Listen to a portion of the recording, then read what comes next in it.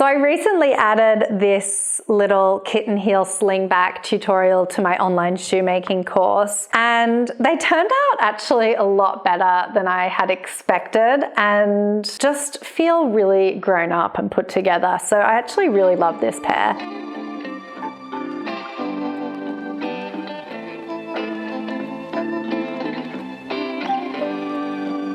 They, of course, are super easy to make because they don't even have a back section, which of course makes things really nice and easy.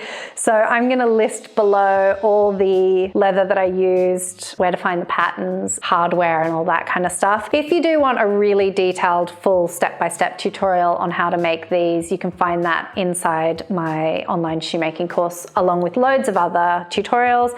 But for the sake of this video, I'm going to give you a quick walkthrough on how to make a pair of shoes like this, because like I said, it's much easier than you'd think. So first thing, as always, is that we're going to start by printing out our patterns at 100%, and always check the scale checker as well to make sure that they have printed correctly. And once you've done that, you can go ahead and cut them out. Now with shoe patterns, we only ever have one. We simply flip it upside down to get left and a right foot. So with that in mind, you need to be really careful to remember to flip your patterns so that you don't end up making two left feet. I used this really beautiful brown lizard effect cowhide leather for the upper, and I used a soft cowhide for the lining.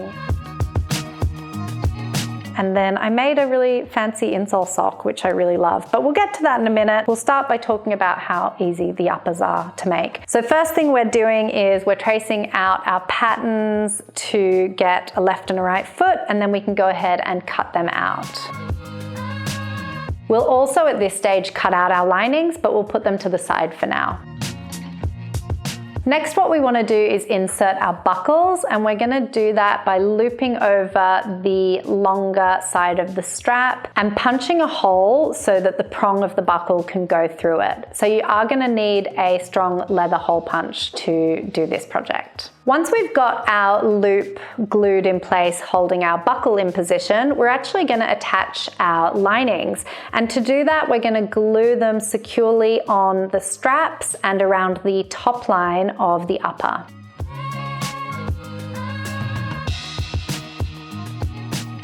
Once our lining is in place, we're going to go ahead and stitch around the top lines, specifically making sure that we really secure in that buckle nice and close to that loop.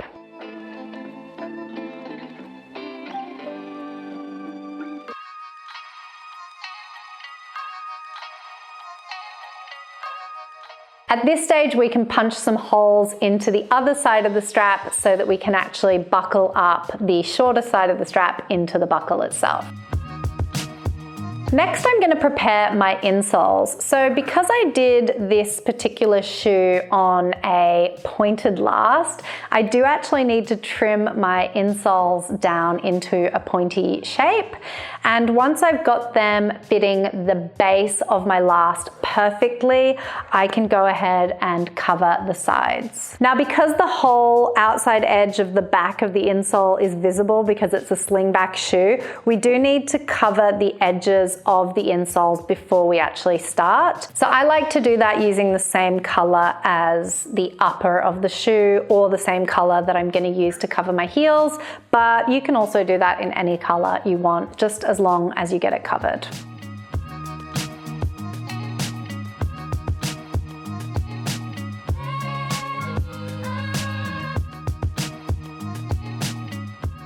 Once you've got the insole covered, you can go ahead and last your lining. So to do this, we're going to secure the slingback at the correct back height on the back of the last. We're then going to pull the lining over the last, securing it onto the bottom of the insole using glue.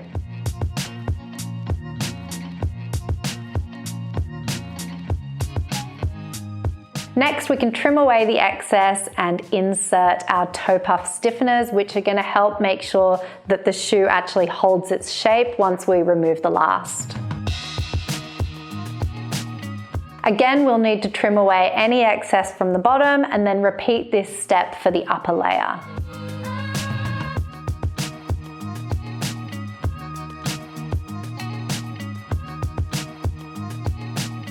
Now it's so important here that you trim the upper layer as flat as humanly possible. I'll quite often use my skiving knife called the safety beveler here just to make sure it's really, really nice and smooth underneath.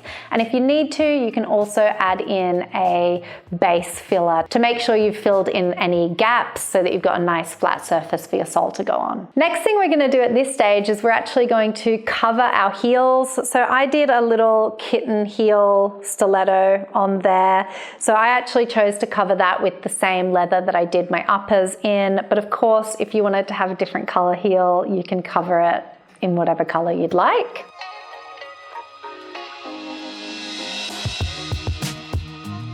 Once I'd covered the heel, I hammered on the heel tip and I drilled it into the shoe right through the insole board.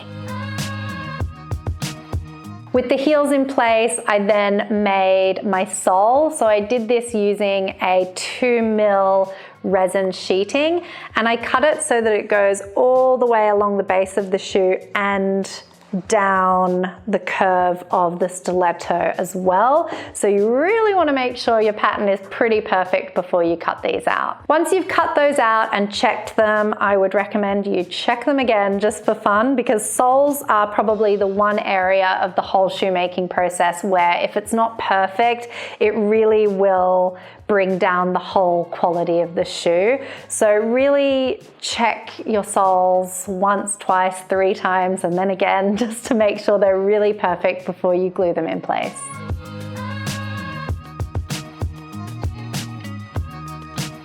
Last but not least, we are going to put a really lovely insole sock into the inside of the shoes. This is a great opportunity to add in some foam padding for extra comfort. And as you can see, I did a little decorative detail at the back as well, where I stitched in a little patch that was the same color as my upper. I just think it gives the shoe a little bit of extra personality and looks really nice. But of course, if you wanted to keep it simple and just do a plain insole sock, then that is totally okay as well. So with the insoles in place, that is our shoes finished. And at that point, there's only one thing left to do, and that's to try them on. I hope you enjoyed that run through, and I'll see you next time. Hi, I'm Amanda, and I thought I would give you a quick bit of information on my online courses. I run both an online course on how to make your own leather shoes from home and how to make your own luxury leather handbags from home as well. They're totally separate courses, so if you're only interested in one and not the other, you can enroll in them individually. But if you are interested in learning about leather accessories in general, you can enroll in both courses as a bundle. The shoemaking course has over 50 hours of video tutorials spanning across styles like sandals, shoes, sneakers, heels, right up to boots. We cover custom fitting as well as download print and go patterns and all the information about the tools and supplies needed to make your own shoes from home. I've been running my shoemaking courses since 2010, and we've already got over 2,000 people worldwide enrolled in our online shoemaking community, and it is growing every day. My bag making online course is a little bit younger than my shoemaking one. However, it's just as good. I've got various different styles, including bags made on domestic sewing machines, as well as luxury hand stitching techniques. My bag making online course has already got 10 step-by-step tutorials, as well as luxury techniques such as edge dyeing, hardware, reinforcements, and bag accessories. I even have a section on small leather luxury goods.